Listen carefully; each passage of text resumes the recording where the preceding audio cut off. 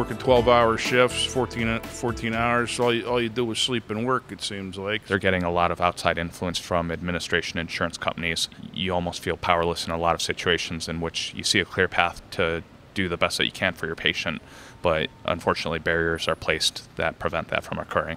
I have 19 colleagues now that are dead from suicide, and it's anxiety-based, and physicians don't want to talk about it. So yeah, there's some very, very basic ways of preventing burnout, and it's looking at calming down the nervous system, rerouting pathways, looking at anxiety as a neurological reflex, not a psychological issue. There's also a website, back-in-control.com.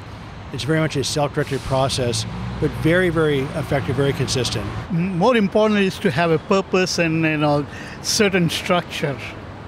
And those are the important things. It's mostly mental. If you have a certain purpose, if you relax, if you exercise. I mean, I love being a doctor, but I also love doing other things. Things that sort of relax our minds and our brains, whether that's reading a good book or whether that's going to the movies or things like that. Spending time with my family is so important because I get to enjoy the time with my kids. We get to laugh and play and just do silly things again. I encourage my students to get involved in charity work and helps to maintain their balance and some sense of purpose. I usually do a lot of physical things where I don't have to think. Go hiking and backpacking mostly, and bicycle riding. Last time I was off, I hiked the Appalachian Trail. I'm going fishing all the time.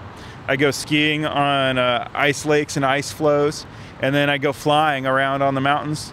And so every day is a different adventure, and it's always changing. So that's how you avoid burnout. Disengage and then re-engage with ourselves as we know them. To figure out what has motivated you to be in the profession of osteopathic medicine, and to re-energize that passion and motivation so that you can continue to serve without feeling drained. So that we can become the new DOs, doctors of optimism and doctors of opportunity.